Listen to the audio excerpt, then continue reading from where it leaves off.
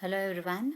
Today we'll be discussing about why the digital communication is said to be necessary for communication. Why it is said to be necessary in our daily life. Why it is said to be concerned with all the kinds of data dealings and how the data is being transmitted and what is said to be necessary to data transmission. That you will be learning today. So in this session, you will be learning about what is the transmission system and which and all in the analog and digital systems, what methods are being used that you will be learning today. So here in the transmission system, mainly what do you mean by a transmission system? Okay, as you hear the word transmission means what? Okay, you are using one or the other medium through which you are sending your information from one end to another end. Okay, mainly while sending the information from one end to another end, you may be using a communication channel that helps you out. Mainly it will help you out in mainly like reducing the data in a compressed way such that it shouldn't be like most probably it shouldn't be helping out or it shouldn't be like interfering or any of the things. Everything it should be compressed and it should be sent to the other end. So that is the most important thing in the transmission system. Okay, what do you mean by a transmission system is nothing but it will be converting the signal of the transmission signal. For example, your transmission signal, whatever it is, analog or digital, it will be converting into ones and zeros when it is being transmitted. Okay, that is the important thing, that it will be helped by the transmission system. When the information is being injected into the communication medium or the channel, mainly when it is being injected your information, it has to convert it into a particular format, so that it will be done by the communication channel. So here, whichever medium you are seeing, for example, you are using the telephone medium. When you are said to be speaking over the telephone, it is said to be like electric current it will be generated when you are speaking, so that whichever device it is converting into particular format. And even your modems also, what do they do is modem, it will convert the bits into tones, that it will convert, that it will be done by the main transmitter. What does it do? It converts the signal into suitable transmission format, that is it to be your transmitter. Mainly it involves sending the information into the channel and converting into certain format. And the receiver, mainly what does it do? Okay, when it is said to be receiving, it is said to be, it will be receiving the data which is not in a proper format. So that proper format, it will be received through one or the other devices which are there in between. It will convert the format into the particular format. The other end person who is said to be receiving, it will convert it into that particular format and it will be received to the other end. Okay, so that is said to be your receiver. It is received through the medium only, the channel which is there, communication channel, through which the receiver he will be receiving the information. Here also, for example, if you consider a telephone or a modem, the telephone converts, what does it do? It converts the current into voice, it will be converting, whereas a modem, it converts the tones into bits. Okay, that happens in the transmission system. Remember, transmitter, the person who is transmitting through the system, it will convert into particular format and send. A receiver, it once again it has to get back the converted data into particular format, that is the receiver. Okay, this is the part of a transmission system. There are certain transmission impairments which are being involved in the communication system. So transmission impairments are nothing but the disturbances, you can say. Okay, those are said to be important, and those it has to be improvised and it should be reduced mainly when it is there over the communication channel.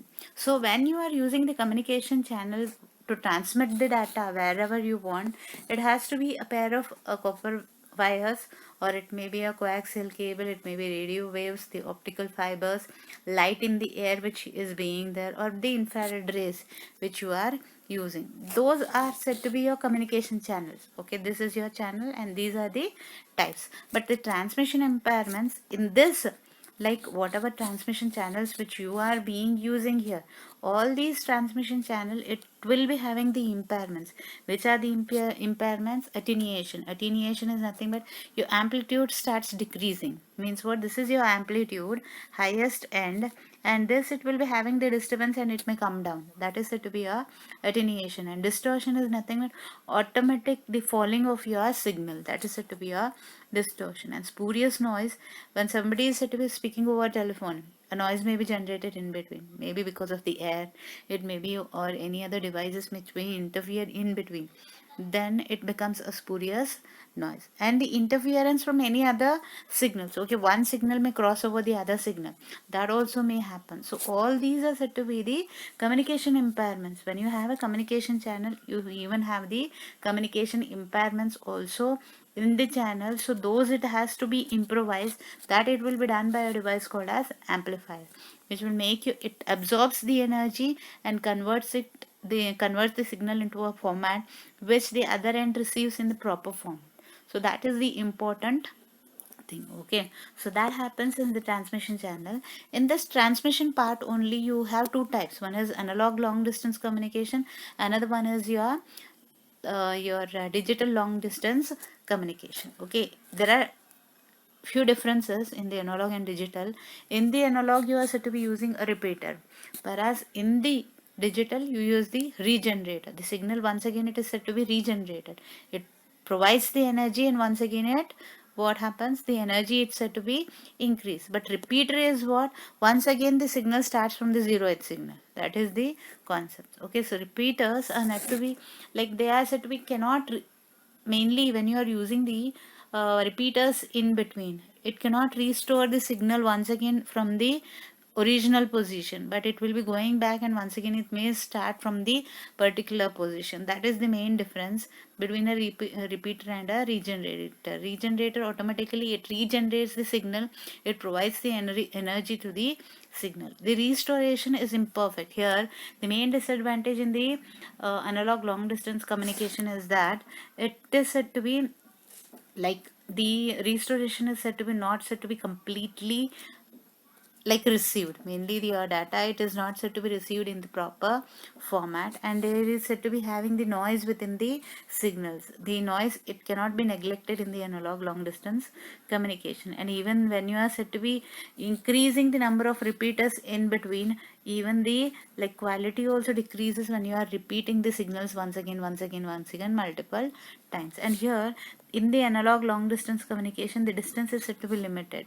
Okay, that is the most disadvantages in analog signals, and mainly it is being used in the TV systems. Okay, and for example, you can say a song which is being recorded in the cassette recorder. So this is said to be older technology which was being used, but nowadays it is said to be using the digital long distance communication. You check out here the analog and the digital transmission. Analog transmission, this is your signal, and at the other end you are said to be having a signal. You can check out here the received signal, it is said to be having a signal which is said to be too much lower.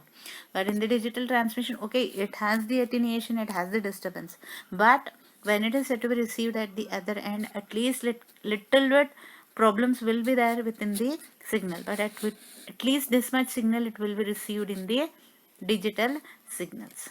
Okay, so what is the advantage of a digital long distance communication? You can see here the regenerators are being used, which generates your signal. Once again, it regenerates the signal at some certain, like maybe like 1,000 kilometers, like that. After that, it will be using some of the regenerators. But in the analog concept, you are using for 100 kilometers one repeater. It's said to be a disadvantage, and it is said to be costlier compared to the digital.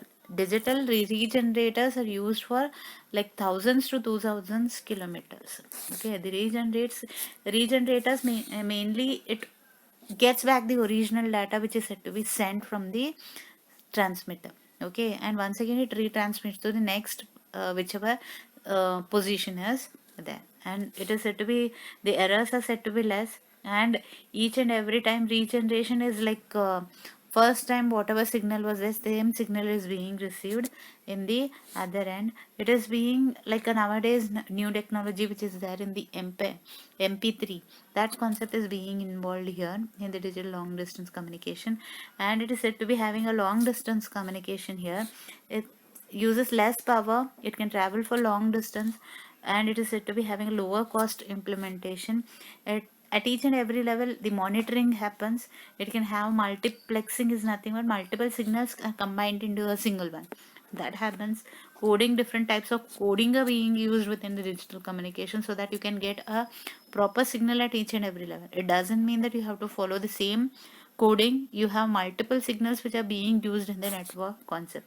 Encryption protection for the data is being provided, and provides the protocols. Rules and regulations are being there when you are set to be using the network with regenerators signals in the digital concept. So these are the things which you have to remember when you are learning analog and digital. Analog, it uses the repeaters, whereas digital uses the regenerators, which is said to be having the most advantageous thing. It is less costly, which can implemented easily, and the error probability is said to be less in digital than that of the analog. So all these advantages are there in the digital, and the analog has little bit disadvantages. So it can travel for a limited area only. So it was said to be used earlier. Nowadays, everything it is being made digitalized. So nowadays, digital technology is being used. So in today's session, you have learned about what is a transmission system.